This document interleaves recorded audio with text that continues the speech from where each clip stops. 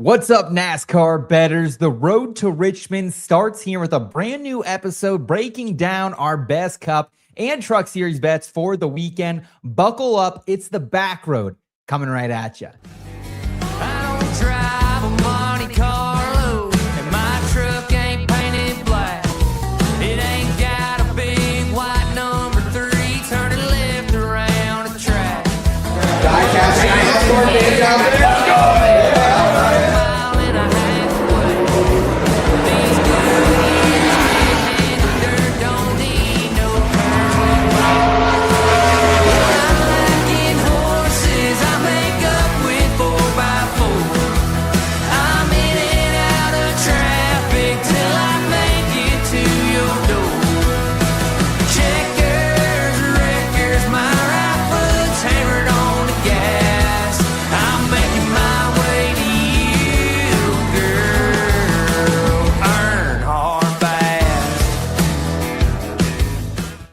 What's going on, everybody? Welcome into the Backroad. Thanks for joining us tonight. Happy to be back on a Thursday, normal schedule, but anything but a normal weekend as I'll be at track in Richmond. Elliot Hicks and Seth Woolcock. Feels like it's been a minute since we've been on the show together, Seth. I know Chris did a great job with me a couple of weeks coming back from his maternity leave, so shout out to him for all the fun we've had over the last couple of weeks and looking forward to this last little stretch before the chase with you, my man. Yeah, shout out to Chris, you, and Phil, and the entire IBT family for holding it down last few weeks. We've been sending absolute gainers, dude. I'll tell you what, from going out to Canton, Ohio for draft night out, the IBT Classic, the Fantasy Football Expo at large, and then got back for about a week. We had that nice NASCAR off weekend, and then I was right back out of town last weekend, went up to Salem, Mass for the honeymoon. So I'll tell you what, man, pounded the pavement both those weekends. A lot of beers drank, a lot of fun had, and some NASCAR watch. But I'll tell you what, I am a homebody and I'm a creature of habit. So I'm excited to get back into the routine this weekend and be betting on some cars and some trucks down there at the action track, man. Yeah, man, but your ass is too busy to come join me down there. But either way, it'll be a fun weekend nevertheless. We'll look back in the rear view at Iowa here in a minute. In the Horizon Forecast, break down all there is to know about the great Richmond Raceway. Then in the Parking Garage Props, give you our best bets for the weekend. Easiest way to support us over here on FSAN Racing. Give this video a thumbs up. Subscribe to the channel if you haven't already. Don't forget to check out bonus episodes, shorts content that we put out. There'll be plenty coming out this weekend from At the Track. Bonus episodes, shorts, driver interviews, anything I can manage to mosey on and muster up and whatever down there at Richmond, we're going to bring to you. Shout out to everyone, our live viewers. Seth, feel free to throw up any good comments that we've got. Shout out, though, to everyone checking us out later on. I know with the Wednesday, we've had a few of our normal folks probably not join us until later. Everyone who joins us later, we appreciate them just as much as the live. But we do enjoy getting to chat with everyone. Throw your best bets in there. Throw your picks in the comments. Throw your questions in the comments throughout the chat. Even throw stuff in throughout the weekend. We'll be looking. But again, I'm too busy yapping and not shouting out the comments here that we've got from Marcus, Bob, and the crew. So.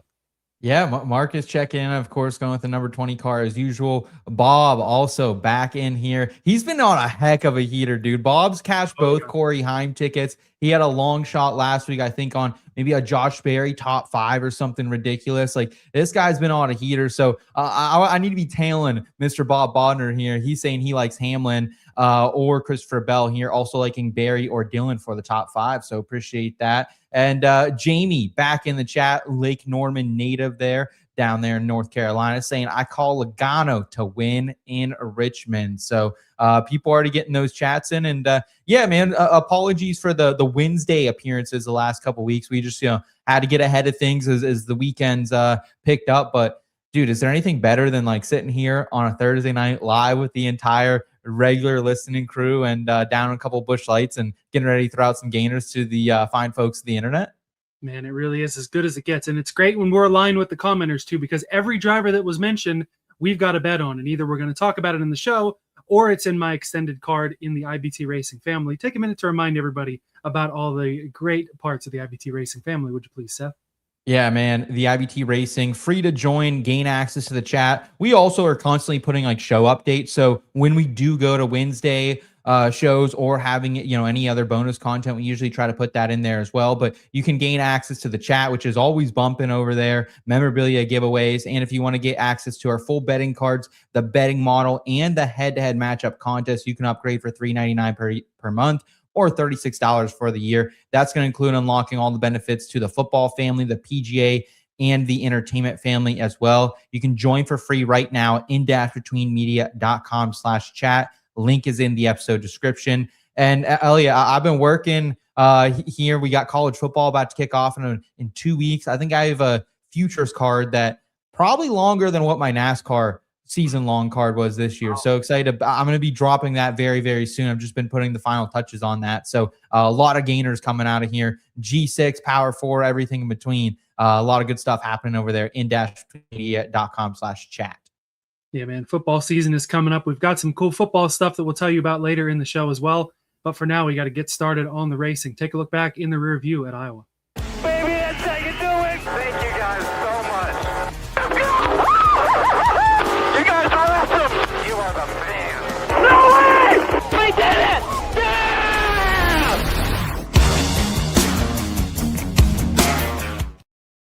Cup and O'Reilly was out there at the Iowa Speedway. There we got our traditional background back to us. So Cup Series and O'Reilly Series out there in Iowa. We got to talk Cup first. Ty Gibbs has shown he is really the short track master so far. Secures win number 2 of his career. Christopher Bell, 7 P2s this year, I think it is, was not able to catch the 54, but this win really cemented Ty Gibbs as a championship contender. Yeah, I'll tell you what, man. Ty Gibbs did not look like the fastest car on the day. Great strategy by that entire team. And, a guy who's just willing to kind of put his head down, do what the crew and the man on top of the box telling him to do, goes out there, gets 2 tires, and dude, really just flash speed though. And I think Ty Gibbs is super comfortable on shorts and intermediates when he has to aero block, right? It's kind of the generation of NASCAR Cup Series racing he grew up in, and he's really kind of got that down pat. So he's a guy that's pretty tough to pass legally when he has the lead. So hats off to him and that entire 54 team, man. Yeah, man, they're great on short tracks and vaulted the 54 to P2 in the standings. And Ty Gibbs, I mean, hey, that Sirius car looked good. The Monster car looked good in Victory Lane at Bristol. I'm sure you've seen this, and the rest of the NASCAR family hopefully has seen this, but M&M's going to come back for the Bristol night race and sponsor the 54 car throwback scheme to tribute Kyle Busch. That'll be, we're all going to be kind of pulling for the 54 that night. And he'll be one of the favorites too, again, up to P2 in the standings. Christopher Bell, of course, 7 P2s, like I said. 2 tire call, though, did it for the 54. Ryan Blaney, really dominant car on the day as well. Believe he led the most laps and was able to cash the majority of my car lift. Got the top 3 at plus 150, top 5 minus 140. He beat Denny Hamlin as well, minus 110. Just couldn't quite get that out right. So hit plenty of bets, as we'll talk about as we go back to the rear view. Just was missing the big one on Blaney. Yeah, dude. And then that's what happens, right? I was also pretty high on Blaney for fantasy lineups that day too. Didn't have anything down wagering on him, but he was someone that he looked good pretty much all weekend long. He's someone who's been out there that honestly, like I think we would almost expect to have more wins than he does right now too, And I think we all expected Ty Gibbs to at one point win this year, right? We are both on that over half a win. Blaney right now, what was his win total, Elliot? Was it 2.5? Is that what we were looking at with Blaney? Maybe 2.5, 3.5, something like that, I want to say. I'll pull it up right now because I'm definitely on the over, but I'm wondering if it's 2.5 or 3.5. If I'm sitting here 3.5, that might be a little steep now, but man. Yeah, I mean, still though, like these are the guys who are hot right now, and Blaney's one of them. And do you think the pit crew stuff has started to sort itself out a little bit? Like, I don't think he's fast on stops, but I think it's like not detrimental to where it was, 10 weeks ago? Yeah, we'll have to dig into some of Bozy Todorevich's data, the pit crew guru over there on Twitter, to see if they've really kind of improved to be one of the better crews or if they're just not making mistakes. Yeah. But either way, not making mistakes is about all you need. The win total I'm on is over 3.5 plus 120. So, it'll be tough with Blaney. We are still in the midst of the short track season, and he kind of can win anywhere. But yeah, I kind of was hoping that was 2.5, but I'm still feeling good about the 3.5 on Blaney. Hey, that's what you get. Other notables from that race too, like Josh Berry looking good all of a sudden as well. P4 for him. Ross Chastain and Zilisch both showed a little bit of speed out there. AJ Allmendinger continues to just somehow get top 10s, no sim for him. So really great day for him, as well as Austin Dillon, who, tuning things up right before Richmond. Any other big standouts from Sunday's race to you, Elliot, that were like, man, I was just overly impressed, or maybe just utterly disappointed, especially if you're like a Tyler Reddick fan or something? Yeah, that was tough. Reddick, and not just taking himself out, but also taking out Eric Jones, who really needed a good day to keep himself in the chase on, and it just didn't turn out. Reddick is ice cold, man, but we'll talk more about the 45 later. You mentioned Barry Chastain. Josh Berry, would you believe that's the Wood brothers' first top 5 on a short track in 21 years? Really? 2005. Ross Chastain, great day for him. Gained 35 points on the cut line and is now firmly in the conversation. P18, just 47 back. You mentioned Austin Dillon. I had that top 10 bet at 3-1, thinking that he would be, trying to turn it on for Richmond. He's a guy we'll talk about, of course, a lot tonight. Was also able to hit Austin Dillon over Austin Cindric, who had a rough day that hurt some people in the matchups contest as well. Had that at plus 110. Was able to also hit Bell over Hamlin at plus 105. My Hamlin fade didn't really pay off because he ran top 5, but I still was able to hit both of the bets fading Denny Hamlin. So at the very least, that worked out. And this was a Discord exclusive. I didn't take the time to talk about these bets on the show, but I was really confident in them, and they both hit. Under 3.5 Chevys in the top 10 was at plus 105, and over 3.5 Toyotas in the top 10 was at even money. Wow. For those on Caesars. Those are gainers. Yeah, so they were ones that I wish I'd thrown a little more on, but you can say that about most of my bets anyway. But they were ones I didn't get to talk about on the show, but Toyota has been the dominant force, especially on the short tracks, and Chevrolet's not so much, and both of those pretty easily paid off for me. Yeah, big weekend, I think, out there in general for NASCAR gamblers. I think this was one to kind of take it back. I didn't see a lot of people on the internet with Ty Gibbs tickets on the outright. I think that was a little bit surprising. But as far as like the players came to play when it came to short tracks, your Briscoes, your Barrys, your Blaneys, your Bells, right? Like, really, it was kind of a bettor's dream, and we at least got the race we wanted, despite kind of the midweek rule change after placing some bets. That could have got real dicey real quick, and I think there would be some people out there on the internet complaining after that. Yeah, are you referring to the stage cautions thing, right? Yeah, man, I don't know how much that would have changed in race. I think that's more of a positive than a negative, but what if you're betting stage 1 or stage 2 bets, though, Yeah, that does kind of suck, but I'd rather lose out on a stage 1 winner bet and not have a situation like we had at Indy, where we were busy, so we weren't really paying that close attention that week. But there was that spot at the end of stage 1, I think, where in like a 35-minute span, there was 1 lap of green flag racing. So we definitely don't want things like that. Yeah. So this was a good rule change here. The O'Reilly series as well, exciting race there. Raja Carruth also close to getting his first win, but Carson Kvapil goes back-to-back and sets up a really interesting point battle at the cut line. Before we talk about the points, any thoughts on the race? I just think in general, Elliot, it's interesting to see when these drivers like Ty Gibbs and others we've seen, Corey Heim in the Cup Series, you're also seeing it now in O'Reilly with Carson Kvapil. Once you get your first win, it's like kind of getting that monkey off your back, right? And you kind of just start reeling them off. So I think it's something as a gambler, I feel like we need to pay more attention to. And I really think, too, this is kind of the start. Like, Allgaier still Allgaier right now. He's a little bit colder than he was, heading into this last month or two of the season. But, I mean, you're getting these guys at the top of the field now, the Rajas, the Kvapils, really good run again for Nick Sanchez out there, William Zilisch. Like, we're really seeing the next generation kind of come into play, I feel like, in the O'Reilly series. And maybe we've been there, but it feels like almost the next crop of guys. Like, Jesse Love's going to be out of the series in a couple of months, and some of the guys we've grown accustomed to, maybe Austin Hill as well. So, yeah, those guys all in good point spots right now. There's just one race to go in the regular season for O'Reilly. They are off until Daytona in a couple of weeks. They've got their top 8 all clinched. Allgaier, Kvapil, Sheldon Creed, Jesse Love, Corey Day, Brandon Jones, Austin Hill, and Sammy Smith are all in the chase. So they will be 8 of the 12 fighting for the O'Reilly title. At the cut line, Parker Retzlaff is in a very good spot. He's plus 46. So Slim Jim just kind of needs to stay out of trouble at Daytona, and he'll be all right. The winning in being taken away definitely helps him out. So he's in a really good spot. Sam Mayer is plus 19. So he needs to go out there and have a good day to feel confident, but it is real tight there at the cut line. Zilisch and Cruz, the JGR Young Guns, they are plus 1. Taylor Gray, their teammate, -1. So all those JGR cars are razor thin there. And then you still have Rajah Caruth minus 15, which the way JRM gets stage points at Daytona, he can be right up there, right after stage 1 and 2, right in that plus minus 1 range.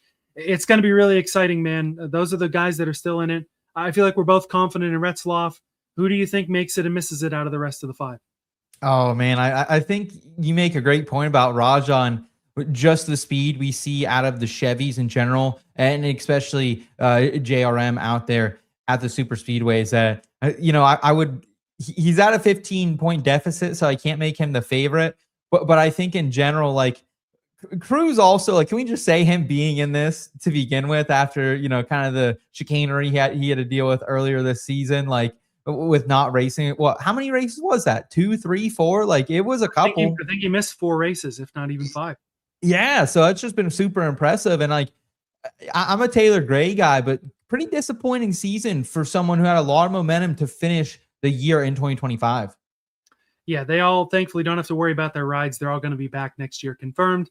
For me, I think it's going to be Cruz and Rajah that miss out, because JRM, more often than not, it's they run up at the front, but they don't really work together and they end up crashing into each other. Maybe the philosophy will be different because everybody else is locked in except for Rajah, and they'll all just kind of push him to the win. But that you can have that thought in your head, and it doesn't always work out when you get on the track.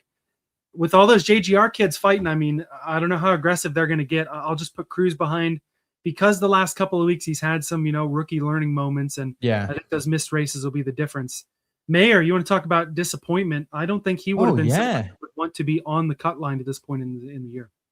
No, and even like you look back, he was on a stretch there middle of the season where he was just clicking off top 5 around the time we were going to Daytona, where he was really profitable bet. You almost hit him on a long 19-1 outright too. So yeah, really disappointing to see him just not having the consistency, while Sheldon Creed has kind of figured it out a little bit more too. Yeah, Creed definitely will top 5 you to death, and he's in a good spot in the points too. So the O'Reilly points battle going to be fun to watch, as is the Cup Series. Cup Series, of course, 3 races to go before the chase there. We'll start to look ahead to the first out of those 3 at Richmond in the Horizon Forecast. Fired up.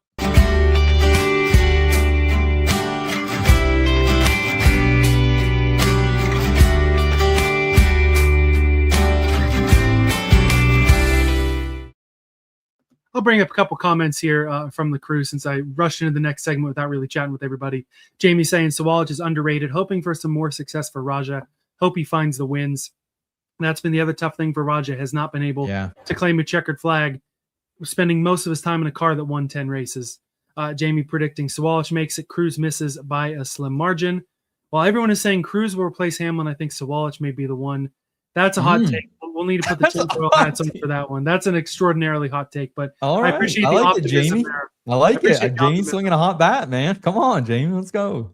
Also throwing in some humor. Will Austin Cindric join Austin Dillon and Austin Hill to make the 3 Austins team? That'd be pretty entertaining, but I would agree with Bob.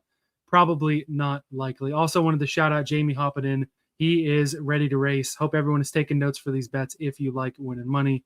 Richmond stats would be better if it weren't for Austin Dillon on Joey Logano. That is true as well. All right, man, let's start to look ahead to the weekend. The entry list, of course, the Cup Series and the Truck Series will be in action.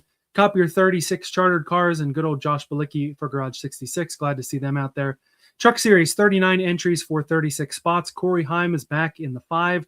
Shane Van Gisbergen racing the 7 for Spire, the main truck, and not thrown in a third one, but ran well at North Wilkesboro in that extra one. So getting the main gig, that'll be fun to watch, and we'll talk about him quite extensively later as well with some bets. 25 free agent truck is Elliott Sadler, the Virginia native, back in a Kaulig truck. Christopher Bell in the 62. Tristan McKee, young Spire prospect, making his Truck Series debut in the 77. Weekend schedule, pretty condensed weekend, Friday and Saturday. Tomorrow, 1 o'clock, Truck P&Q, 3:30, Cup P&Q, 7:30 on FS1, the Truck Series Blacks Tire 250. Then good old Saturday night racing, 7 o'clock, the Cookout 400 on USA.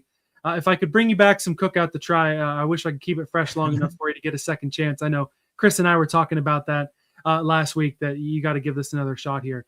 But yeah, condensed weekend and actually a Saturday night race instead of Sunday night racing, which a lot of people were very upset about. So everyone who is upset, enjoy your Saturday night race down at Richmond. Yeah, you're going to be busy, Ellie. What time? What time's the alarm going off tomorrow to make it down there? Earlier than I'd like. earlier than I'd like. Nice. But, I like hey, that's it. all right. I saved myself and the company some hotel money and didn't have to do the show in a hotel tonight. So that is certainly better. Keeping the quality up for the program. I appreciate it. That's dedication out there, folks.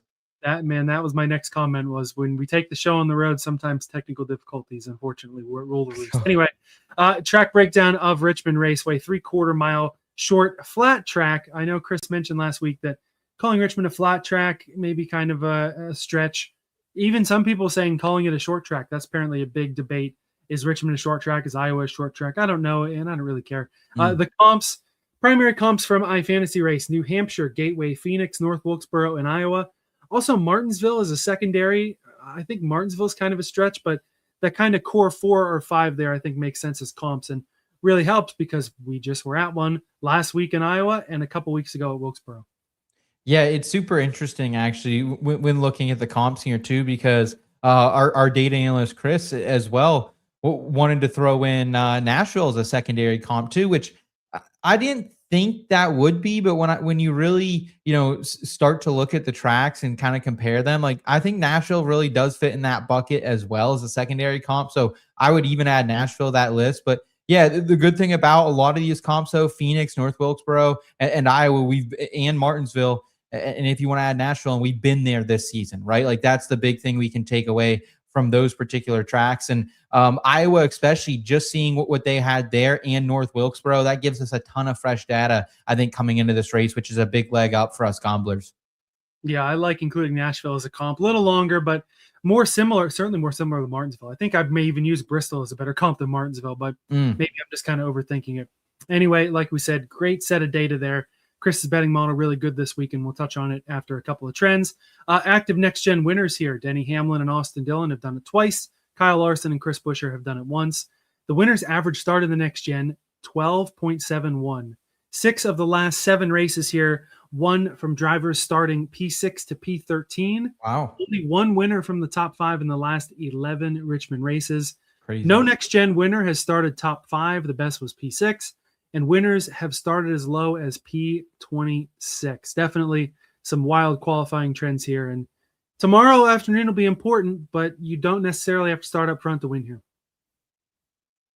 No, you really don't, honestly. This is some of the wilder stats I've seen in as far as like position winning in the next gen era. So yeah, that's a little bit of shock to the core. But how many times have we seen kind of some weird stuff happen at the end of these races too? Denny Hamlin a couple years ago, and everything that kind of happened there, MTJ, that whole situation. So I'm not surprised by that. And I feel like if you are somewhere in that 15 to 20 range, like I remember Truex used to always qualify like absolute ass here. You know what I mean? For whatever reason. And then it felt like he by lap 15, he's running in top 10. We'll see if today in this weekend, they'll be able to pass as easy, but they haven't done that as much recently, but it used to be called the action track for a reason, right?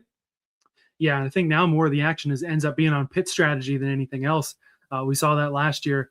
24, it was more just Austin Dillon brute forcing his way into a win there after a caution. Just yeeting people out of the way. Yeah, that was great. 24 is exciting. 25 was exciting on the strategy side, as well as with our asterisk mark driver that we'll talk about in a minute. Regardless of what you think of qualifying, I'll let you know the active next-gen pole winners anyway. Kyle Larson has done it twice. Then you have Priest, Reddick, and Blaney with one each. When you look historically, and Richmond data goes back a long time, so that's why this is after all the next-gen stuff. P1 wins 17.5% of the time, front row 28%, top 5 54%, top 10 75%. Those are all pretty normal. But a total of 13 drivers have won starting outside of the top 20. That makes up nearly 10% of the races, and that is the second most all-time behind Daytona with 14. So certainly is the action track one way or another, and like we just said, you don't have to start up front, and like Buescher a couple of years ago, you can start 26th and you manage the race right, have a good enough car. Good point. You're going to be in good shape. Yeah, Austin Dillon the last couple of seasons as well hasn't been insanely hot coming out of the gate. So I think you make a great point, and it makes me more inclined to get down on some early value, because even though we're going to see some odds shifting and shaking after practice and qualifying, we're going to have less opportunity to get invested with a shortened window. And at the same time, too, it's not going to matter as much for the books likely moving those numbers as much based off of the P's and Q's data. Looking at average starting position since 2023, which is 5 Richmond races. Chase Elliott 3.8, Denny Hamlin 6.0, Tyler Reddick 7.4, Alex Bowman 9.2, William Byron 9.8. You're looking back at other winners here outside of the next gen. Brad Keselowski, Joey Logano have a pair of wins apiece in the old car. Alex Bowman won in 2021 as well. Average finish leaders in that same 5-race stretch. Denny Hamlin P7, Larson and Logano are tied at 7.2. Josh Berry 8.8, Brad Keselowski 9.8. So a few guys with momentum, a few guys without, but either way, probably going to need to happen in regulation. Both of the 2024 races went to overtime, none in the next gen era other than that. Yeah, that really makes sense. I mean, it's a lot of the big dogs and those type of drivers and those type of cars. Like, I don't know if really I see I see anyone competing outside of those aside for Austin Dillon, just because that guy's on rails. You know what I mean? And I guess you can throw Josh Berry in there. I'm not expecting Spire to do particularly well. I saw someone in the chat asking if they think Hocevar Elliott would go, do better this weekend. Elliott, I would definitely go with Chase Elliott. Just my opinion. But do you have any thoughts on what big dog teams you expect to show up? Do you think maybe we don't have Penske show up for once, because they've been lights out, it feels like, on the short tracks lately? Man, I'll talk about this in the bets too. You mentioned the comment there, Hocevar or Elliott. I don't know how to feel about Spire, and I don't really know how to feel about Hendrick either. I do think you're going to see Penske run well. I just think it's going to be the Toyota show again at the front. I mean, maybe Austin Dillon gets up there, but what we've seen all season, and especially, with Iowa just coming last week, Blaney was up front, but at times, I mean, in the middle point of that race when Blaney didn't have the clean air, that car was not handling very well. Yeah. Chamberlain here, he's saying the quiet part out loud, cheating Yoders this weekend. I don't know how cheated up they'll be, but I still feel like their advantage is probably going to run through the remainder of the season, because we're down to 13 races to go. We still haven't seen Hendrick. That's a good point. Still haven't really seen Penske go on a run. Yeah. I think it's a Toyota season. I mean, this particular race, like we said, Austin Dillon. We have varying opinions on Hendrick. We've got some group bets that are going against some other teams. I do think it's Toyotas versus the field, though.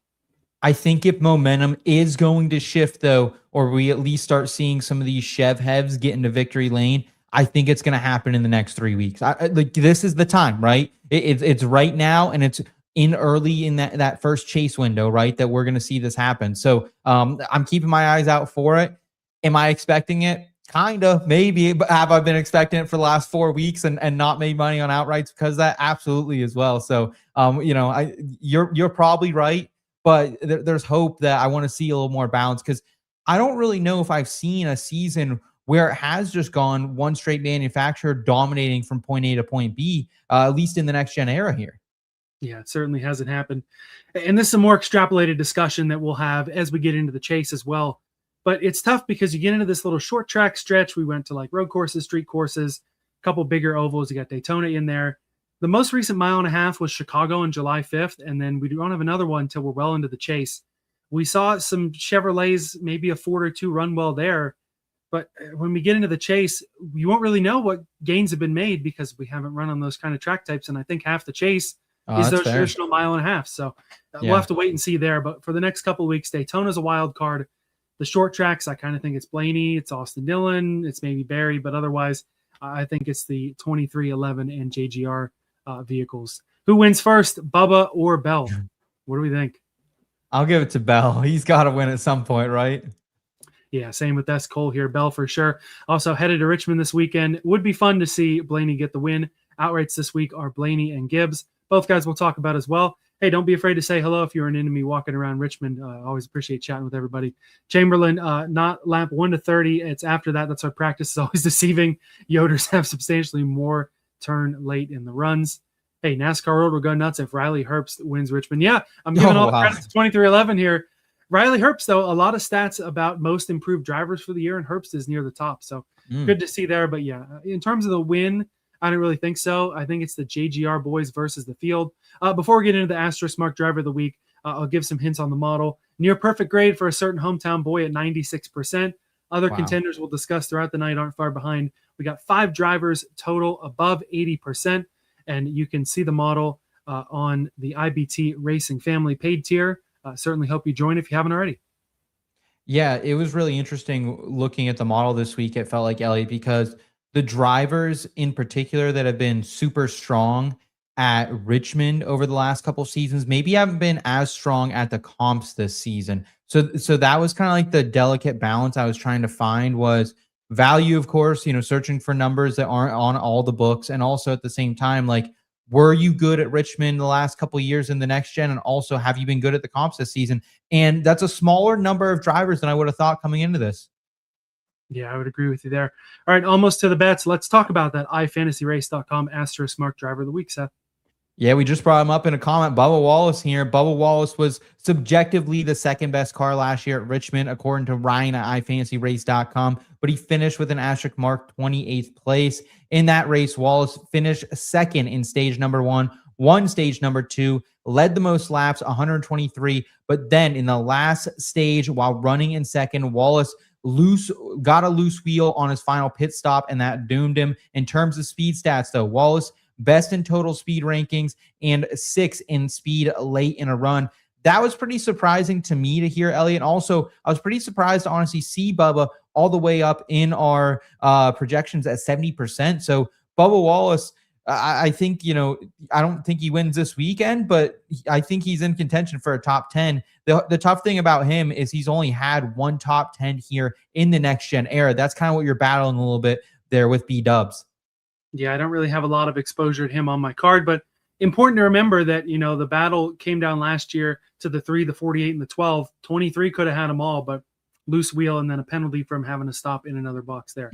All right, so before we get to the bets here, I want to talk about a fun little fantasy football opportunity that we've got here at FSAN, Draft Night Out Online. If you're looking for that exciting opportunity and a chance to win great prizes this fantasy football NFL season, look no further than our brand new Draft Night Out Online leagues. For the first time, it's not just our fun live event in Canton anymore. You can sign up right now on draftnightout.com. Join one of our 12 team divisions that are hosted on Sleeper, which is undoubtedly the best fantasy football app. Seth, don't even dare argue with me on that. Every entry also comes with 1 free month of FSAN Pro Plus and the FSAN Football Rookie Draft Guide. If you win your division, you get your own mini title belt. You win the playoff challenge against all the other division winners. You get the ultimate grand prize, a PS5 with Madden 27, and your very own championship ring from Trophy Smack. A portion of each entry also goes to Mission 22, a charity supporting America's veterans and their families. You get the same feel-good vibe of our in-person event at your convenience online. Sign up now at draftnightout.com. Use the code BACKROADDNO, BACKROADDNO, for 10% off your entry. That link and that code also in the episode description. I know it's a racing show, Seth, but we do have a lot of fantasy football players here. Draft Night Out Online, great way to get involved this fall.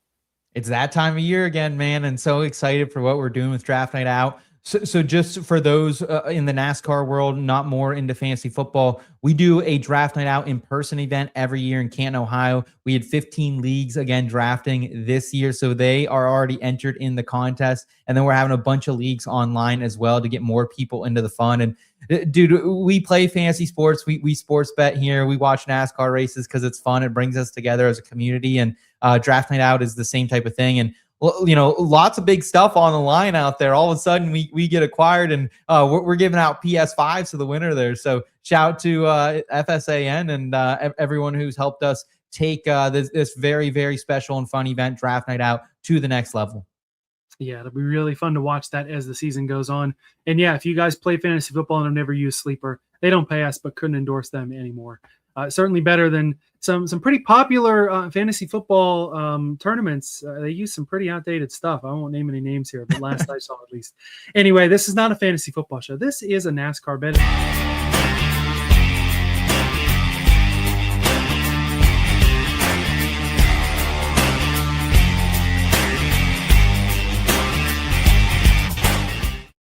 Hey, man, I mean, what else did I have to say? It's a betting show. Let's get to the bets. I don't even need to introduce the segment. Everyone knows what's coming up. It's the Parking Garage Props. Before we start, man, any thoughts that you had on the books this week? First, just wanted to apologize. I'm gone for a couple weeks. I'm fat fingering everything. I think I did that with the background earlier too. So just apologies for the production mishaps there. However, as far as what the books were looking like this week, man, I think this was one of those, like, everything lined up for what I thought, but there was some sneaky value in markets I really like to play. Top 20 was popping, man. Top 20 out there on Kalshi had some really interesting numbers, I think, to get invested with. And if you shopped these lines around, there was big discrepancies. And that's what I wanted as a gambler, because that shows me that there's some potential opening line value and some potential CLV down the line as well. So I was overall happy. Again, I want to pick my spots a little bit here because things can get wacky and weird at Richmond. But at the same time, I think we do know who's who. Yeah, it was a good week on the prediction markets too. Lots of those. And yeah, lots of different value as well. When we get to the truck series, we both have the same bet, and your number is way, way better than mine. Somehow I just missed it, even though I just looked at it. Oh, really? Man, we'll get to the trucks later. We'll talk some Cup first, and bringing up a comment here to, I don't want to say spoil the first one. Bob, of course, another win for the Gibbs Hamlin group. Denny, the hometown boy, Jamie's guessing. He loves his Virginia tracks. Home sweet home, and that's where I'm starting. Denny Hamlin outright. Okay. Does the new stage caution rule change any of the betting per se? Like Seth said, if you're betting a stage winner and a guy's getting close to a guy that you had a bet on and the caution comes out, you kind of lose that opportunity for a one-lap shootout. For me, it doesn't really change much of anything, and it keeps us from having 25 minutes with one green flag operating. Yeah, and it might even help because it does in a way keep the race green, because if you have the rightful driver who should win and you don't want to restart in there, then I guess that's a good thing.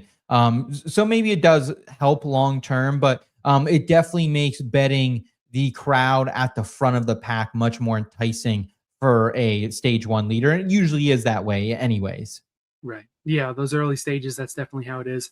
All right, so Denny Hamlin on the outright plus 460 via FanDuel. So I can keep it short and sweet, which is nice. Number one in the model, like I said, 96%. Got 2 next-gen wins here. Top 5 in 9 of the last 12.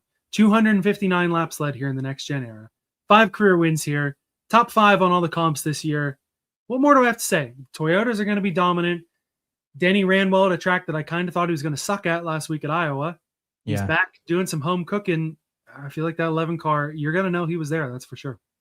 Yeah, absolutely. Denny Hamlin is someone I probably should have in my card in some way. I just couldn't really find the way to get invested. And there are too many longer numbers that I liked out there and found value on that, chasing a plus 450 Denny didn't feel great to me. And I felt like it limited my options a little bit. But, I've been flirting around. He's out there for minus 134 on a top 5. I think that could be interesting.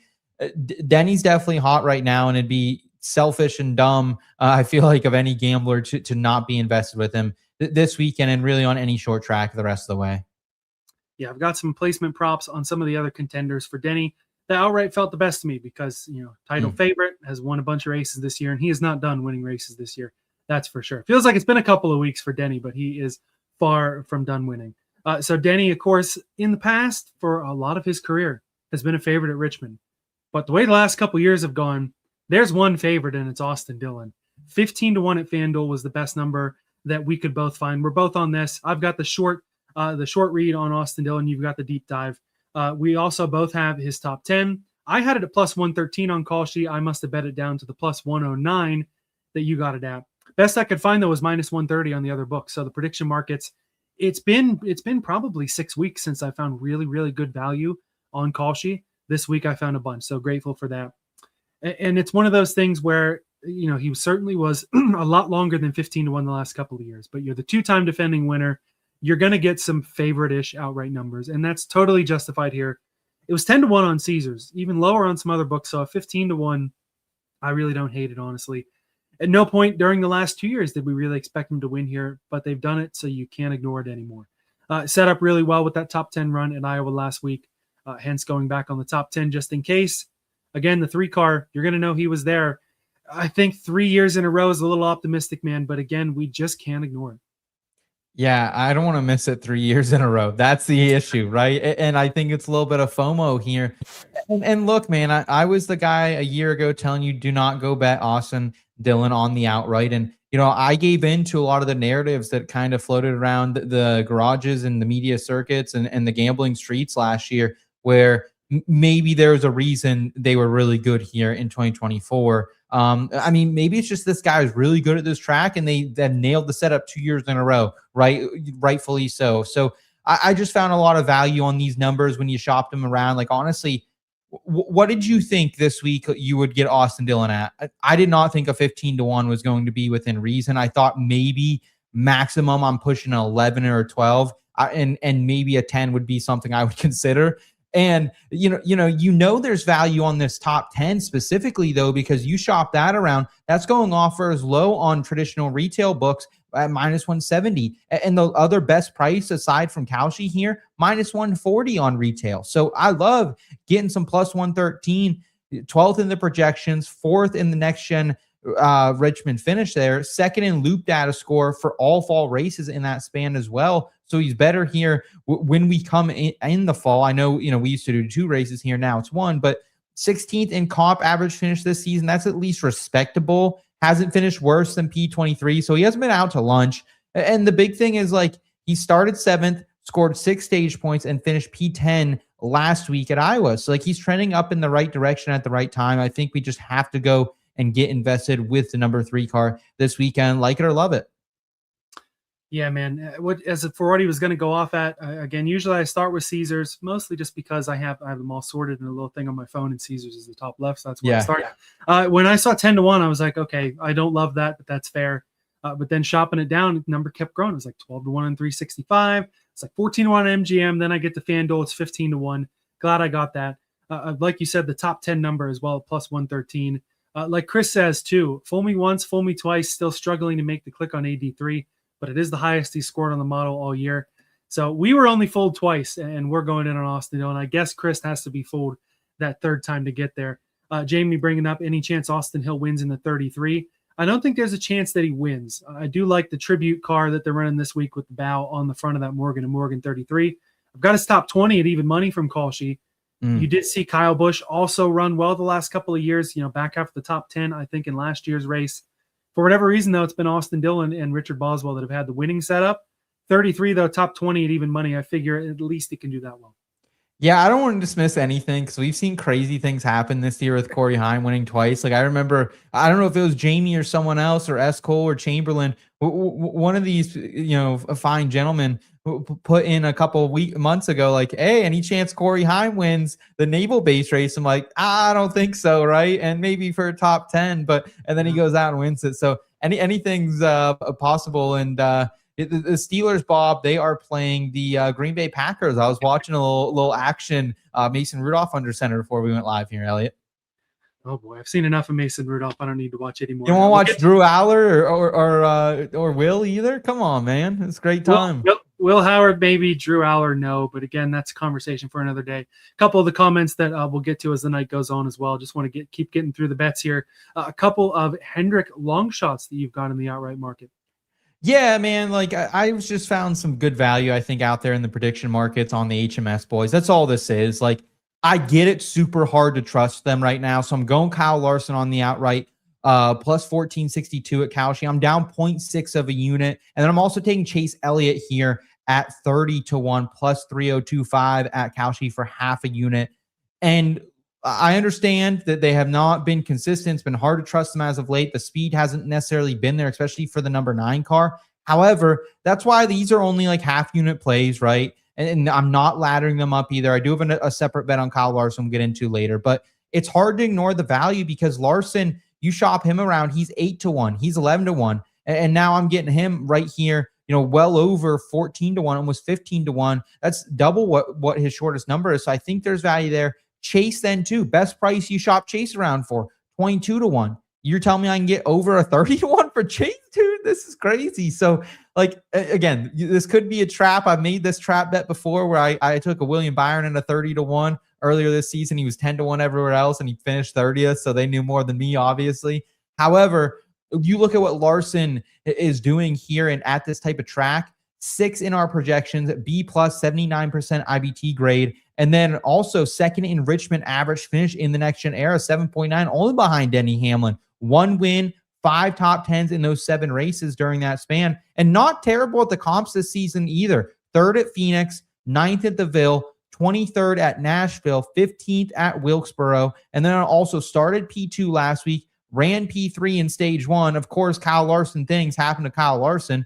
So if there's ever a time for him to get a win, I think this could be a spot. He's done it before. And Chase 11th in the projection, 66% IBT grade. So not the highest, but that's like kind of the range Ty Gibbs. I think Ty Gibbs was 11th in our projections last week. And you look here at Chase, 10th in next gen at Richmond average finish, 13.0. Okay. And then also like he has been rather disappointing finish wise at most of the comps this season.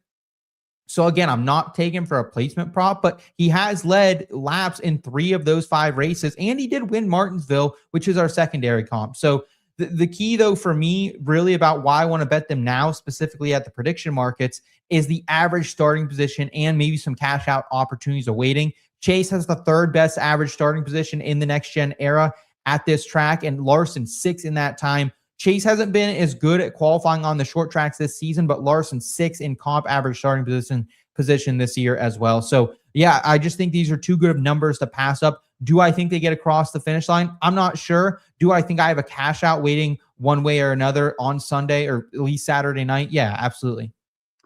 Yeah, man, I feel more confident in Larson starting up front than Chase, even though I wouldn't have pegged Chase to have one of the better average start position here. Same, yeah. Qualifying for them has not been great.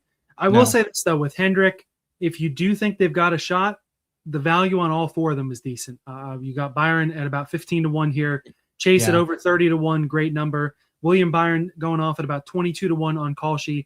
And then a couple of the traditional books have Bowman all the way out at 75-1. So not the books and the prediction markets, really not a lot of faith in Hendrick. I don't really have a lot of faith think is plus 325 on somewhere I saw earlier today, too. I have seen there very long, too. And it's one of those, I don't think they have a chance, but Hendrick is Hendrick, and they can show up out of nowhere. They can at least keep themselves in the conversation that if you have some fuckery happen, they can put themselves in the right position. Larson, I've been saying forever, it's a matter of time. Kind of cooled on him, definitely a little cooler on Hendrick. But again, if you're vaguely interested, getting this value that you have now is the time to do it. I think when we get in the chase, I think you'll see the 5 heat up. I think you'll see the 9 heat up. Don't know so much about the 24. But either way, you are not going to see this value. I mean, maybe next week in New Hampshire, but that's the last time you're going to see this value on Hendrick the rest of the year.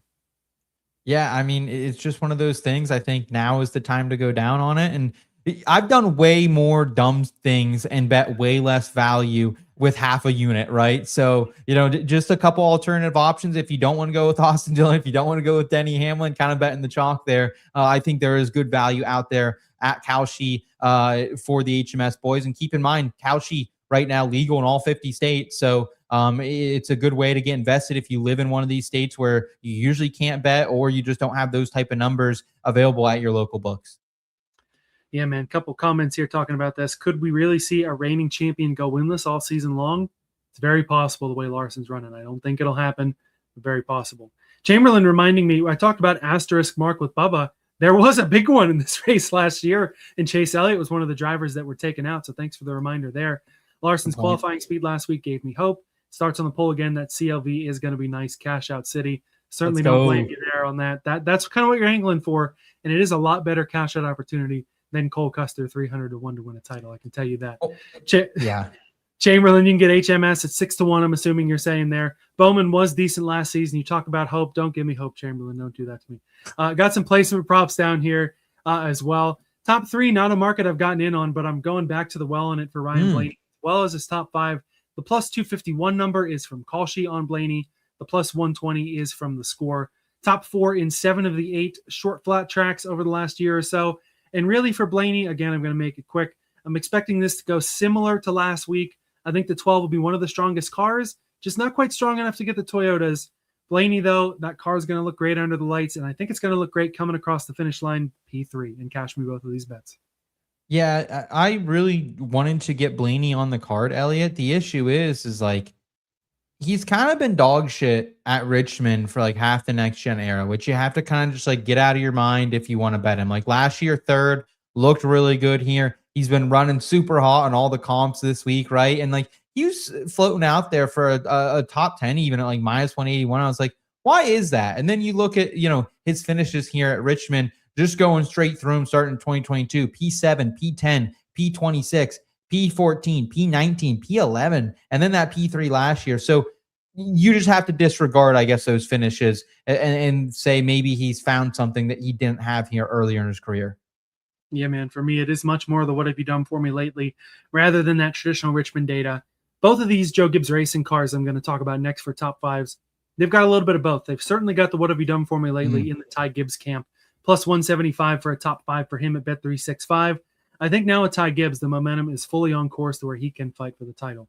Short track season is looking great for the team and for the driver. Top four in all the main comps, not to mention the Bristol win. Again, if you're counting that as a comp. It's weird that with the other short tracks, you don't really ever see Bristol as a comp to any of them, but that's a conversation for the wintertime. Christopher Bell, my other top five bet, plus 110 over at theScore. 7 next-gen races here, 2 pit penalties, 5 top 7 finishes when he or his crew don't screw something up. P2 in 2 of the main comps this year, again, as he's been often in 2026. A P2 cash is my top 5, so I don't really give a damn. Yeah, Chris Bell was one of those drivers. I was actually trying to find a way to get on my card too.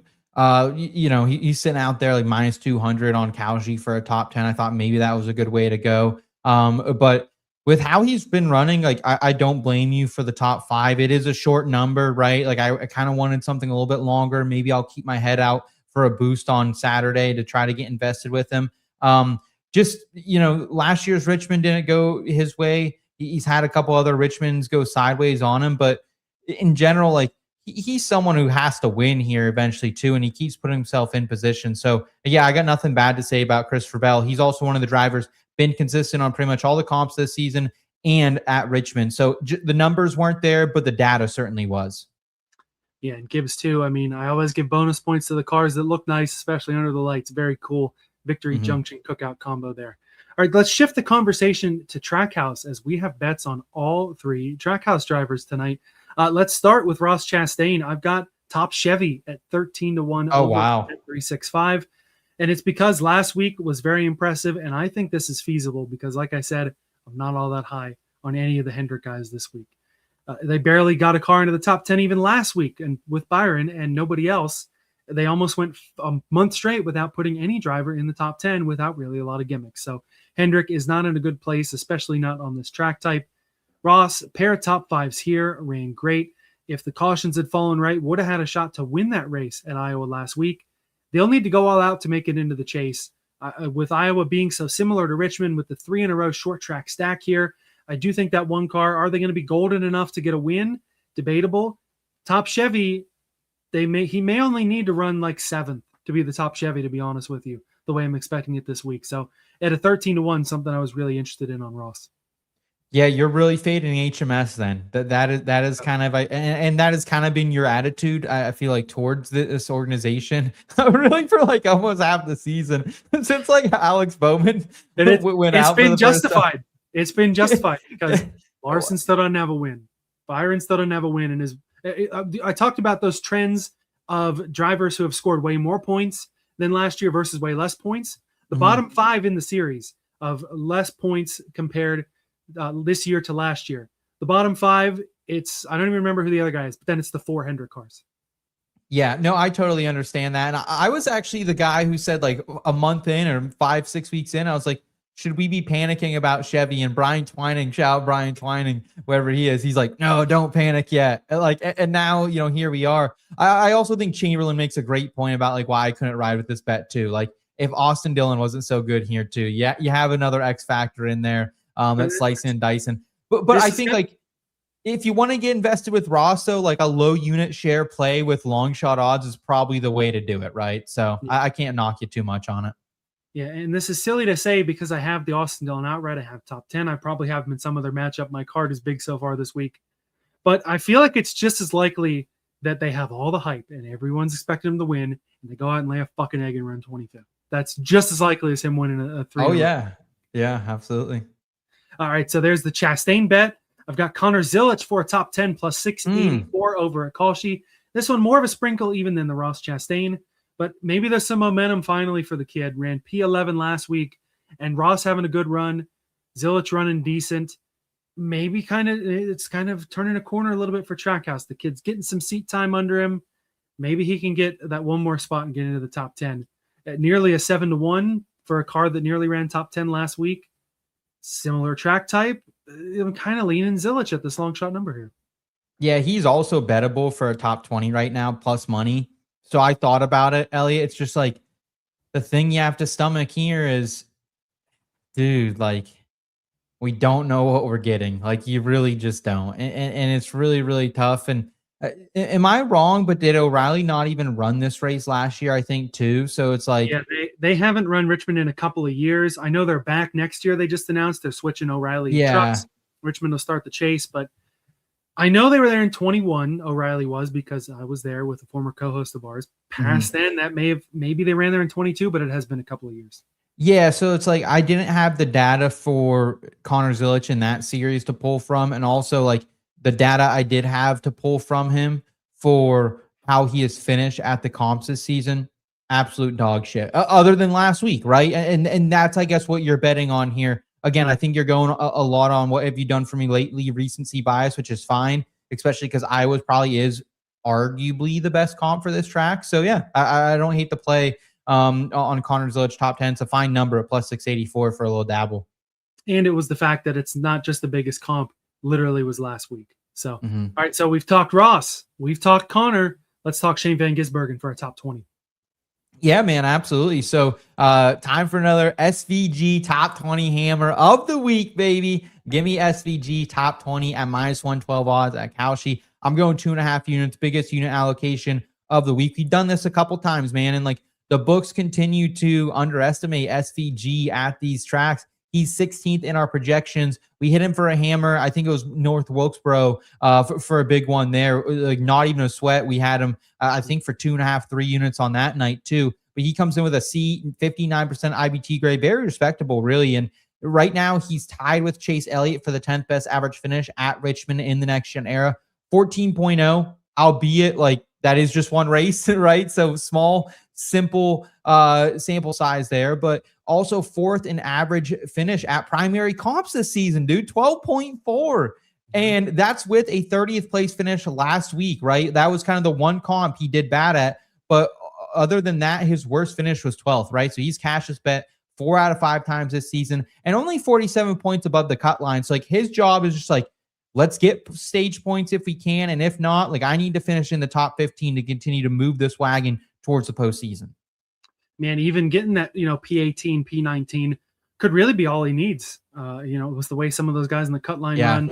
We're not talking a lot of RFK. I have a little bit in a minute, but those RFK guys around the cut line, they didn't do themselves any favors here last year. So I'm not really inclined to bet him this year.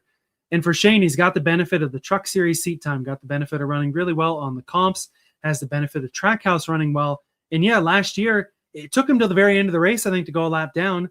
Was he one of the guys that helped impede the second place driver to give Austin Dillon a win? He was, but he was also just running his line, doing well and locking down that P14 finish. Definitely somebody who I wasn't really on him at Wilkesboro. Certainly wasn't on him last week, and that ended up working out well. But he's just one of those guys that some tracks are just harder to figure out than others. Iowa and Richmond are a lot different. Iowa, he's had a tough go of it. Richmond, he's done a little better. We know he's in a good truck. We'll talk more about him in the trucks. But Shane, for a top 20, might have to join you on this hammer here. Dude, Shane Van Gisbergen, I think like the one thing I just want people to know is he's actually been more profitable bet this season on short tracks than in road courses, right? Because on road courses, you've been having such short numbers and he hasn't won all the road courses and he's been minus money to win them some points. So if you bet Shane Van Gisbergen, like I know you've bet him pretty heavily, you might like at road courses have probably lost money on him this year, right? Like, or not made money at least, maybe washed out in even if you were betting O'Reilly for him on the outright too. But like he's been really making money on these short tracks. So we got to continue to invest in this number 97 card the rest of the way when we get to these short circuits here. Yeah, man, coming to SVG, most of my bets were parlays on his O'Reilly and Cup outrights, and I think he only did that at Sonoma. So yeah, you're probably right. I probably am in the minus. I've bet him way more on ovals this season than I have road courses. I think I bet him on a top Chevy line, first road course of the season out there in Coda. And I don't really know if I bet him on too many other road courses outside of like a truck series run here or there, just because the numbers haven't been there, man. All right, this is getting out of hand. How much did Justin Marks pay y'all? Once again, not enough, but hey, he's more than welcome to toss. Craftsman is the sponsor of tonight's program, Chris. Come on, buddy. Hey, we'll talk. And you got the SVG shirt on too. Wow, if I would have been wearing a Ross or a Trackhouse shirt, we really would have been powered by Trackhouse this weekend, man. More about your wardrobe choices before we sign off here. One more Cup guy that we want to talk about before our truck bets, and it's Josh Berry, because we're invested in him in a lot of ways. First off, I want to talk about, I do have that top Ford bet, same number that I had on Chastain, 13-1 on Berry here. And that one's a lot more of a reach because you got your Blaney's, you got even Logano probably going to run pretty well. It's a lot more of a stretch because I'm not fading those Fords as much as I am the other Chevys. But Blaney, I mean, it hasn't been quite that way a lot this year.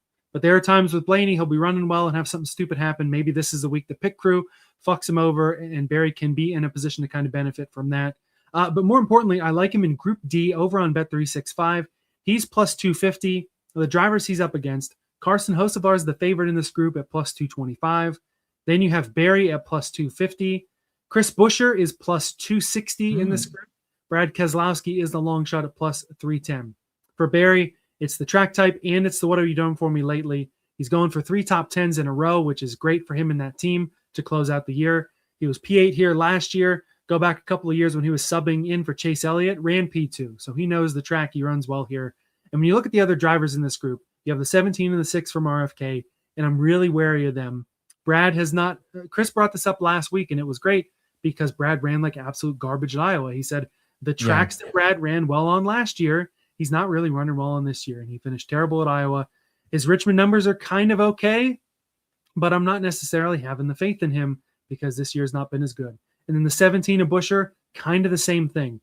Really was expecting him last year. Last year, this was the next to last race before the playoffs, and both the 17 and the 60 were razor thin on the cut line, and they both ran like absolute garbage. They were in the 30s. They were terrible, and it's just not a way that I'm not going to lean on them in this group. The favorite then is Hocevar. We're still kind of seeing where they're great at or not, and you can debate, well, do they have these setups here and those setups there? We're not going to put on the tinfoil hat. But I'm not confident enough in the 77 to beat a guy like Berry, who's got some momentum lately, knows the short tracks a little better. I kind of like Ford more than Chevy. Again, Spire's much more of a wild card. I like this as a little bit of a safer bet here in this group. This is so funny because I actually thought about potentially betting Josh Berry just against Christopher Bell, and I didn't really want to lay the minus 130, right?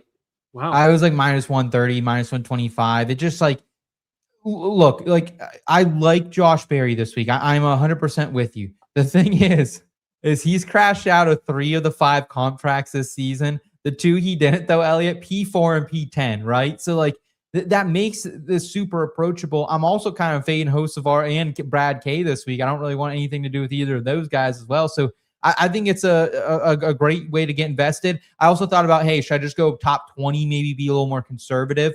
But I actually like your way better of going with that group because the top 20 number minus 155 versus the plus 250, that at least makes it worth the squeeze. That might be like, I'm not a group better, but I've been pretty like subpar at betting matchups this season that maybe this is actually a way to go this week. So yeah, I like that call a lot. Again, I'm down on the top 10 plus 175 at the score. This is just half a unit bet, kind of a flyer here. But I do think there's a little bit of value. He's going off closer to plus 120 at prediction markets. And also you can sort those prediction markets by liquidity and by the volume of bets that are coming in. And he's getting a ton of liquidity coming to him from the sharp gamblers. He's getting a ton of volume coming from him as well. And I get it too, right? 4th in average, Richmond next gen finished 8.75. He's a gamer. Will he be top 10? I'm not sure, but I actually like that group number probably a little bit more. So yeah, I think I would have maybe rolled with that. I think that maybe is my favorite Josh Berry bet now that I see that out there. Yeah, the groups, I'm not really huge on them either, but there's about one a month, maybe one every 3 races that I find somebody that's got an edge. And more often than not, I feel like I've had better luck with those groups than I have in a lot of the matchups that I'll bet. Well, and Berry in that group is the great thing is like you're getting high, plus 250 number and like he could finish 13th and still win that bet, right? Like it, so that's the good thing I like about that group as opposed to my top 10 number. So yeah, I'll give you credit on that one. Actually, I wish I could, uninvest in the top 10 and, maybe re-put it in that Bet365 Group D bet. Well, just throw a little extra unit share. I don't want to get more than a half unit invested in the 21. That's the whole issue here, man. That's why I didn't go with the top 20 because I wasn't laying 2.5 units to make any profit on them, right? All right. So here's what you do then. We got P&Q tomorrow. You can take some of the winnings off of these truck bets that we've got, because I really like our truck card for both of us this week. Take some of the winnings there, see how these group numbers look on Saturday morning when I'm not sure if we'll be talking for the pre-race show or if I'll throw out the pre-race numbers, interviews, whatever, on Saturday morning. But either way, take some truck winnings. And it all starts with Ty Majeski. 7-1 on BetMGM. I absolutely love that I got this number, because most books had him around 5-1 plus 550. Okay. The guy's astoundingly good at Richmond. P2 last year with a wrecked truck. He was going to win this race, I think, out of a pit cycle. I think it was one of the lap cars. It may have even been like Jake Garcia, his teammate. Does something stupid, wrecks him, knocks him back, still comes back to finish second behind Heim with a wrecked truck. 4 races here in the truck series. His average finish is 2.0. That includes winning in 2024. He's led 454 laps here in those 4 races, no less than 70 laps in a race. 5 stage wins in those 8 stages that he would have had, so he's won more than half the stages.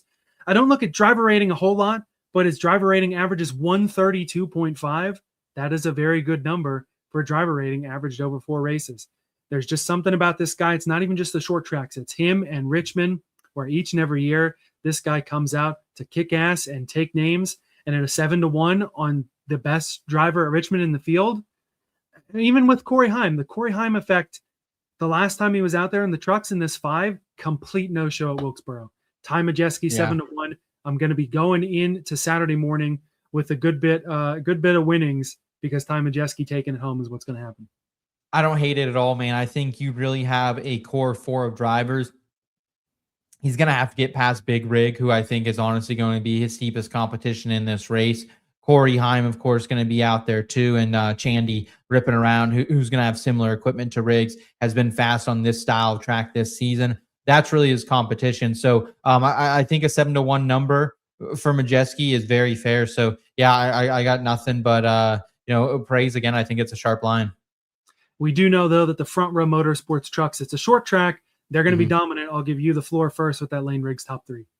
Yeah, I actually was thinking about betting Chandler here, but he didn't run quite as well as Layne Riggs did. I thought about going with a Chandler top 5, maybe a Layne Riggs top 5, maybe a little parlay together type of thing. But I ended up just going with the Layne Riggs top 3, -101 at Kalshi, 1.2 units. This was a bet I was seeing on traditional sportsbooks closer to -140, -150 at times. So I really do think there's some value here near even money. And he finished 3rd and 5th last 2 seasons at this track. He qualified top 5 both times as well. And last year in particular, he had a 4.6 average running position. That was the 3rd best in this race.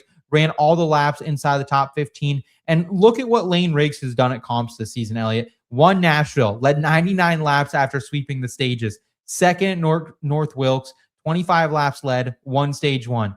1 IRP, swept the stages, led 198 laps of 200, finished 3rd at Rockingham after starting 3rd. So all the comps he's finished top 3 in. I think it's worth a shot here. It's a short number, -101, especially with guys like Christopher Bell and Corey Heim in this race. But I'm going to trust the Big Rig here once again, heading down to the action track. Man, I absolutely love the number, nearly an even money top 3 for a guy who, if he doesn't run top 3, I'm going to be shocked. You mentioned it. Front Row has been dominant on the short tracks. Chris mentioning he doesn't dabble in the lower series, of course. Chandler Smith at Richmond feels like the bet. He's unreal at this track. It's his favorite track. That's a good point. That's a good point. And I do think you need to get in on this top 5. -110 was by far the best number I could find on the top 5. This ran closer to like a -140, -150 at a lot of the other books. And you know me, how often do I drink a glass of juice that's about 3 times this size, a -210 on a top 5? But Layne Riggs, I'm all in on it. Last year, Layne Riggs, you're right, he was a little better than Chandler Smith here. But the last 2 years, a P3 and a P5 at Richmond for Riggs. You look at Chandler Smith, the last 3, P9, a win, and then P4, and then the O'Reilly Series. I know they haven't run here in a while. Chandler Smith has raced at Richmond twice in the O'Reilly Series. Chandler Smith has won at Richmond twice in the O'Reilly Series, once in a Gibbs car, once in a Collin car. So this guy definitely dominant in Richmond. And like you said with the comps, the 38 won at Wilkesboro, the 34 won at IRP. If anyone's going to take down Majeski, or if Heim decides to actually show up in the 5 truck this week, these front row guys are going to be the ones to stop him. Yeah, Chandler Smith, 7.6 average running position here last year, like as compared to that Layne Riggs, 4.6. I mean, that's still top 6 in the field a year ago. My thing is I'm also just not a big Chandler Smith, like better on the right side this season. It feels like I've been getting him wrong. Honestly, in the truck series in general, I feel like I bet him and something, happens and a piano falls out of the sky. I love the O'Reilly series version of Chandler Smith. I cashed a lot of tickets on him, just haven't really got him right here in the truck series quite as much. So more of a personal thing, but can't blame you for backing the entire Front Row Motorsports team this week. They're going to have speed. Majeski's going to have speed. We'll talk about another guy that we think is going to have speed, but first we each have a bit of a longer shot top 10 bet. Let's start with yours. Yeah, give me Tyler Ankrum, top 10 plus 145. I think it's just a great number for a unit where, Tyler Ankrum, 50% of his career top 10 starts here at Richmond have resulted in a top 10 finish, right? No worse finish than P13. So he's always in the mix.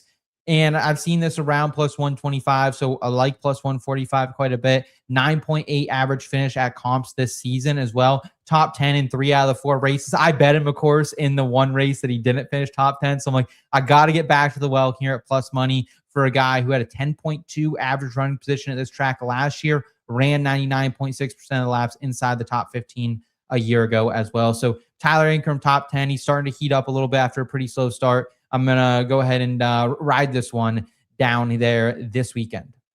I'm cautiously optimistic. Ankrum's just one of those guys that I really haven't thought about him much this year.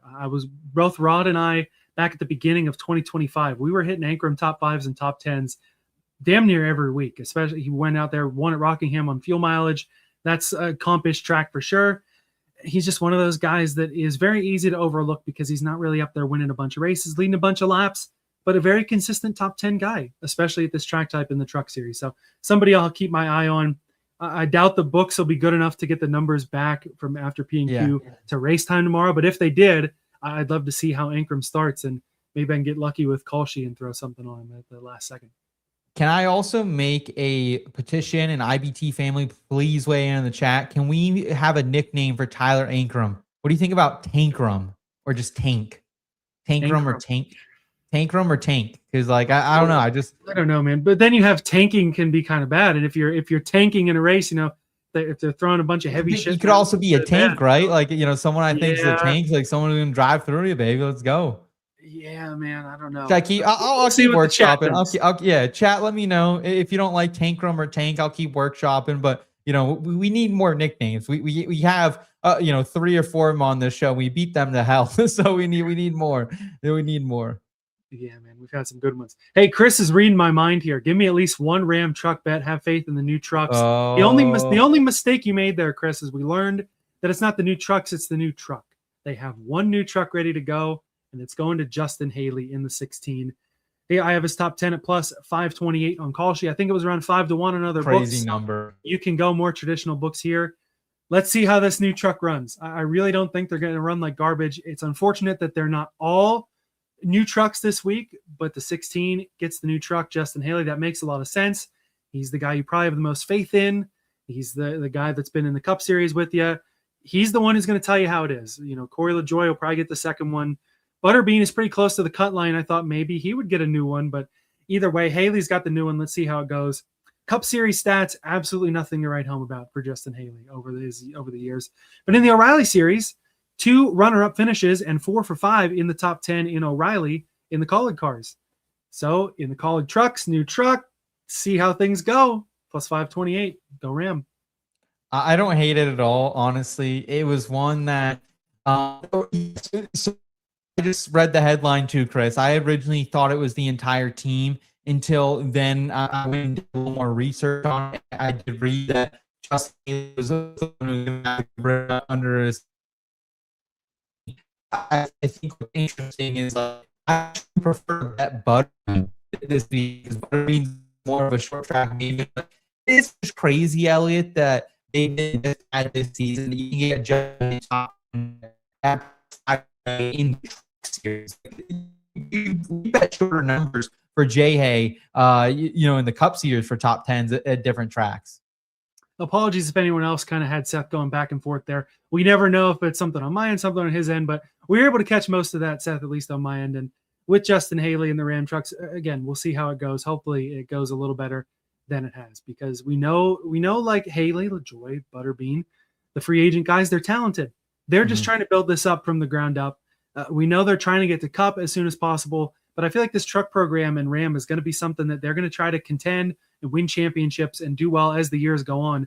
And they're setting the foundation this year. I think getting Brendan Queen in the system is very good for them. Who knows if they can convince LaJoie to keep running? If they do the free agent thing again, maybe they get someone a little more talented than Minnie Tyrell for the race for the seat. No, he's a talented driver, and I think it's. Hey, Minnie ain't bad. We had an 8-1 sweat on him earlier this season. He did screw us last lap, though. That was a heartbreaker. Yeah, I mean, it's much more the trucks for Minnie Tyrell. He's been solid in the Cars Tour and the late model stuff. We'll see what happens there. But either way, they finally are debuting a new truck, and they got more on the way, and we'll see if they can manage to get a celebratory performance there come tomorrow night. All right, one more bet. Well, one more driver we're betting on. Plenty of bets from the crew on Shane Van Gisbergen in that 7 truck this week. And this is the number I was talking about that was much different. I must not have looked at that deep into BetRivers because you're getting his top 5 at plus 265. I have it plus 180 over on Caesars. Yeah, man, that's why I was really excited to get this plus 265. Like I sprinted to bet it just because I did see him, out there at Caesars at plus 180. And dude, we already talked about his Cup prowess at this track and at short tracks in general earlier tonight. And now we get to bet on a guy who's ran top 5 in 2 out of 3 Truck Series races this season. Worst finish, P15 at Charlotte, and also P5 at North Wilkesboro just a couple weeks ago, dude. Like, that's insane. And the fact that Rivers left him hanging out at plus 265, that's a clear misprice to me. And I'm just taking some insurance there at the top 10 number, minus 175 at the score for a unit and a half. I got 0.4 of a unit on the top 5 line. But Elliot, I actually probably like your matchup maybe even better than that top 10 now that I see that actually. Yeah, so I've also got the top 5 there. And this is almost just trying to resort how I was so certain Gio Ruggiero was absolutely going to wipe the floor with SVG at Wilkesboro. And Gio had a good day. SVG wiped the floor with him, though, ran a couple of spots better. Found him over Christian Eckes at even money on the score. I think this matchup was at a couple of books as well. There may have even been a book that had that Gio and SVG matchup again that I'm not touching. It's not necessarily anything against Eckes. Eckes has had a very Christian Eckes-like year. Consistent runs, not quite as good as when he made that title fight a couple of years ago and ran top 10 in like every race but one. His last year in the 19 hasn't been quite as good, but he's still a guy that runs toward the front. I just really think SVG has the prowess now. He's learning these short tracks. He's learning the trucks. He's a guy that we have to consider to running up front here. And especially like those good runs, those other runs, I think good or bad or indifferent, have been in the 71 truck, which is not a truck that's out there running full time. This week, he gets the big dog. He gets the 7. This was supposed to be Kyle Busch's last truck race of the season. This is a fill-in for KFB in that HendrickCars.com number 7. This is the 1A for Spire. I know people are going to love McKee. The 77 can outrun the 7. Yeah. SVG gets the big dog this week, and I think he's going to take advantage and run really well.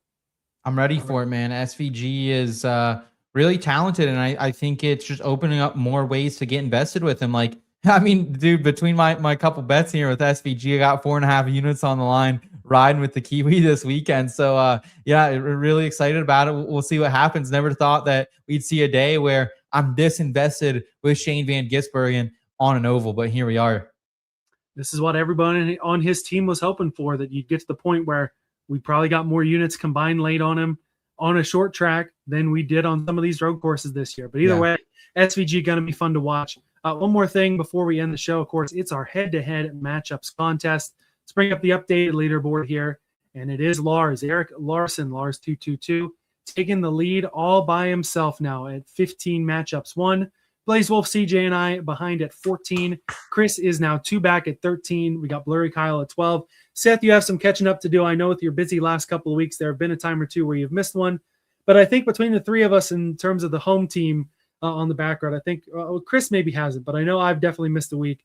You've missed a week, and it's kind of put us behind. But I got faith in us, man.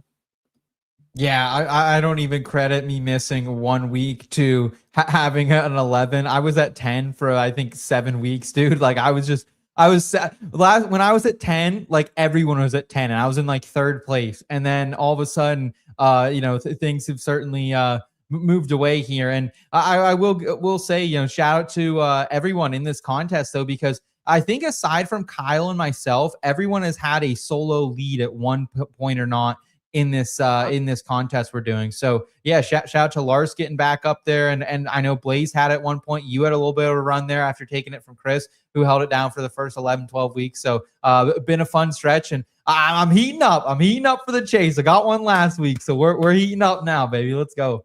Rock and roll. And it's going to be razor thin. And again, shout out to the Dynasty decks for that plaque for the champion, and also a mystery autograph diecast to the winner as well come the end of the year. And we are coming down to the end of it. And these weeks are fun, what we got. Of course, you can pick with any number of matchups. I think you can bet all the way down to -175, and there's a lot of them. But sometimes you have weeks where we're going right up against each other. Tyler Reddick versus Kyle Larson. I'm on the Reddick side, +110 via Caesars. And I've also got an 18-1 outright sprinkle on the 45 as well. The 5 does have solid stats here. Usually runs top 5 to 10. I think he's growing frustrated. I know he's growing frustrated with not being able to win in 40-some races, with not even being able to run all that well. We saw it at Iowa last week. Fights too hard after he gets moved out of the way by JHN, is trying to lose as few spots as possible, junks his car, junks his teammate when Riley Herbst decides he's not actually 4 wide and runs the middle lane anyway. But frustration is growing in the 5 camp, and what's really tough too, Kyle Larson, big sprint car guy, big dirt car guy, he is still trying to make it to the A main of the Knoxville Nationals, which are in Iowa, even though the main event runs at the same time as the Cup race does. This was, I don't want to say intentional by NASCAR, but this is not a conflict that's happened before, where Larson and the other dirt guys, Knoxville Nationals, one of the biggest dirt races of the year for sprint cars, and it's something he's not going to be able to participate in. He certainly is not going to skip the Cup race. So I think there's going to be part of him that just wants to be in Knoxville, Iowa, especially given that he's spending time in Knoxville, Iowa this week, still trying to make it just for the payout and not even trying to win the race. But anyway, with Larson, he's on the downward trend. With Reddick, the last couple weeks have not really been great either. So I can't really say he's on an upward trend. But A, the bad luck has to turn around sometime for him. B, I don't think that it's going to be a whole second half of the year downward swing. He won 5 races early in the year for a reason. I think that this is the time to kind of start an upward trend heading into the chase. And he hasn't been terrible here either. I know he's got some asterisk mark runs. I think he spun out, was involved in a crash last year, but also has a couple of top 10s as well. I'm really favoring Toyota over Chevy. I'm favoring 2311 and Gibbs over Hendrick, and I'm favoring Reddick over Larson. Yeah, I think you're crazy. I think you're absolutely crazy because, like, I get everything you're saying. I think Larson's just going to be more fired up than ever, right? He can't go do one of his big races this season, dude. And like, I get he's been hard to trust in a Cup car this year, but Reddick's been the absolute shitter, man. And you didn't mention that once, like, because like I did. I said he's had a bad couple of weeks. He's not enough. All right. Either. I'm not trying to go totally out on that. Dude wrecked after 4 laps last week. I get it. 32nd in momentum average driver rating over the last 6 races, dude. That's like down there with the Cody Ware and the Cole Custers of the world. 4 spots below Larson, an average finish in that span, which Larson hasn't been great either, like, you know, retroactively. But Red Dog has a 17.4 next gen Richmond average finish. He's 2-7 against Larson head to head here at the action track. He's also 1-4 against Larson at comp track. So like, I think you're on the wrong side of this.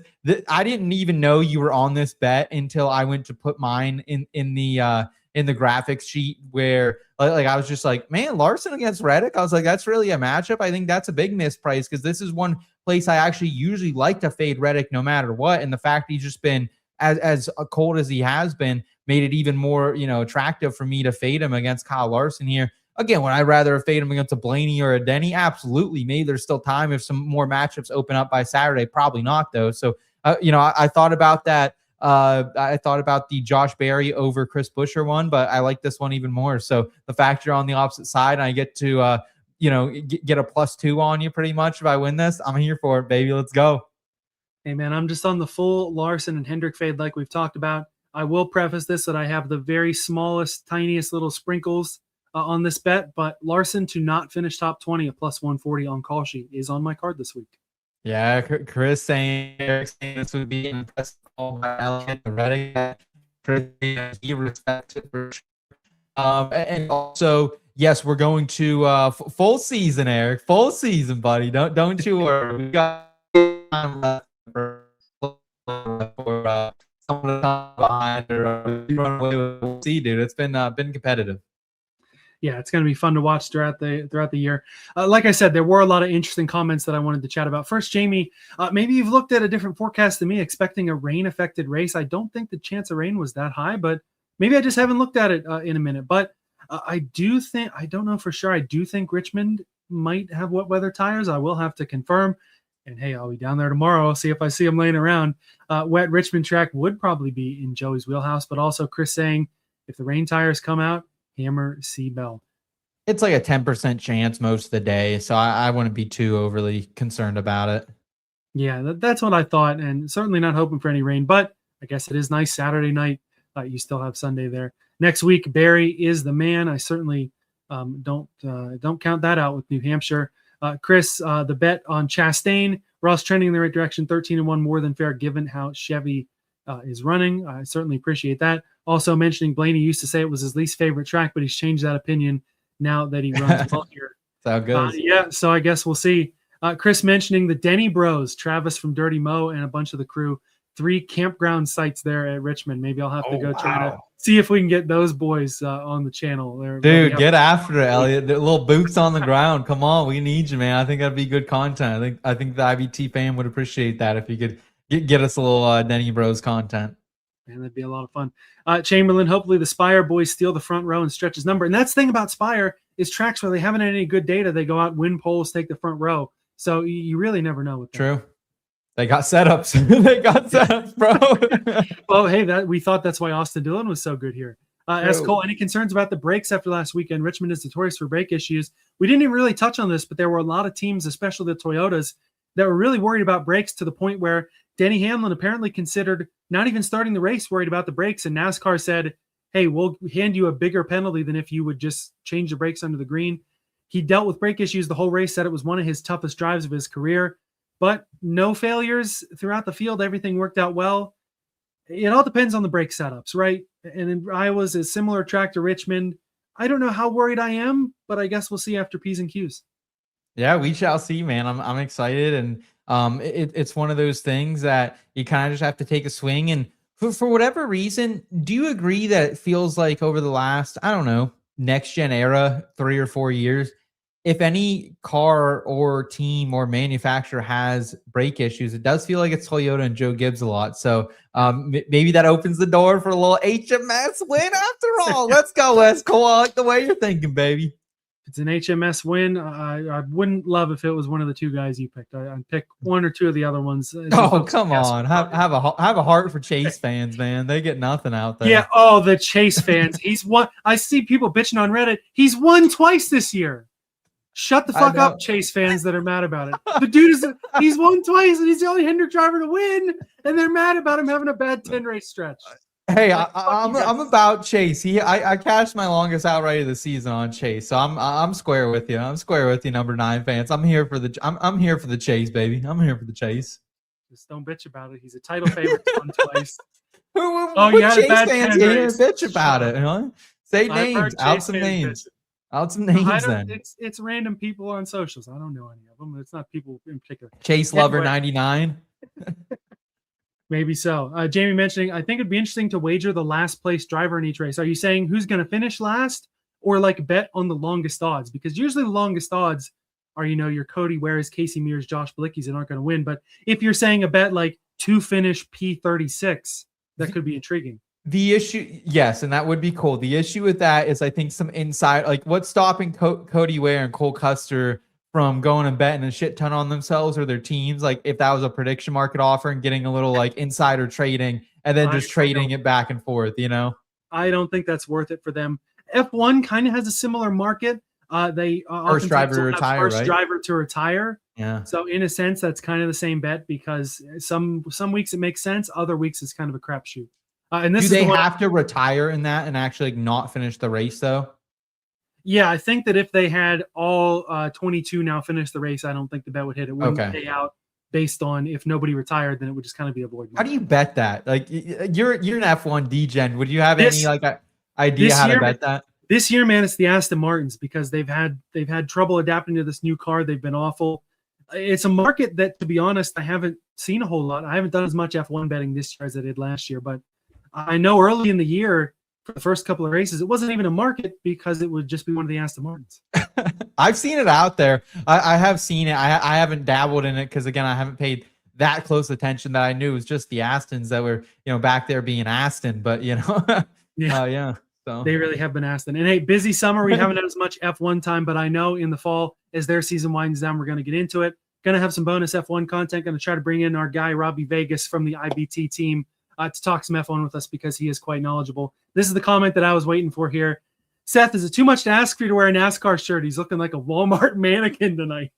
I had a team meeting earlier, all hands on deck, so I want to look good for that. I think it's like my 4th show of the day, so I wanted to look good, and I got to keep growing my NASCAR shirt collection. I have about I have maybe 12 or 15, but I feel like I wear the same 12 and 15 all the time. So I was like, I don't, but I'll keep that in mind, Chamberlain. I'll see what I can do next week for you. I should have an easier Thursday. We're still on vacation time. Apparently, this is my vacation shirt right here. So vacation all the way to Richmond.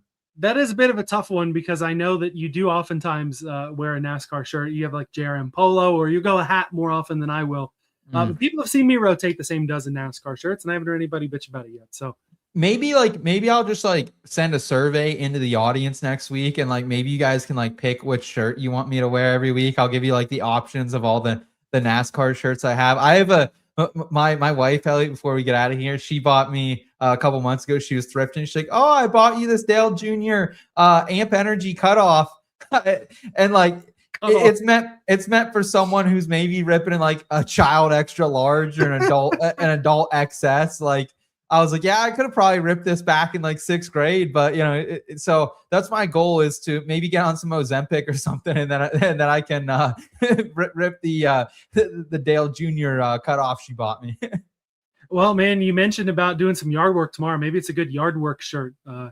Chris saying not worried about the brakes. Denny said specific setup for Iowa based on how poorly JGR had run there. Replying to Eric saying you think they would learn from the Iowa brake experience, but maybe not. Also saying hilarious comment, Walmart team lead. I worked at Walmart before, and the team leads dress worse than that, so it's all right. Imagine the money that could be made on Zilisch to finish P36 this year. Yeah, it's been a rough year for him. Chris, you got to let us know what this shirt is. I know a good shirt for Seth from Richmond, I'll pay. Whether that ends up in the comments or not, we'll have to see. I'm probably going to get one of the Elliott Sadler colleague shirts down there, so probably we'll be ripping that on the next show. Nice. Yeah, Richmond at track content going to be down there tomorrow for all the fun and for the Saturday night race. Yeah, Chris mentioned get him a cookout shirt for the Cookout 400. They don't sell shirts in the restaurants, I don't think, but I'm sure we could find a little Richmond Cookout 400.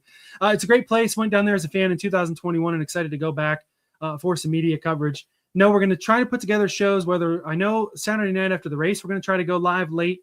Also going to try to rip a pre-race show Saturday morning, afternoon, as well as post-race for the trucks, again, live or recorded. Not 100% sure there. Also some shorts, driver interviews, everything you've come to know and love from our at track content. Going to try to do our best to put that together and make the trip worth it for everybody. Hey, Elliot, I appreciate you soldiering on without me, man. And I know you'll do a great job. And we're back here to support you as much as we can, and looking forward to definitely chopping it up with you Saturday night. And, hearing what you're seeing boots on the ground all weekend, both here on the channel and in the IBT Racing Family Discord. Going to be a fun weekend down at the action track. Best of luck with your bets at Richmond. Thanks for riding on down the back road with us, and keep riding with us all weekend from the Cookout 400.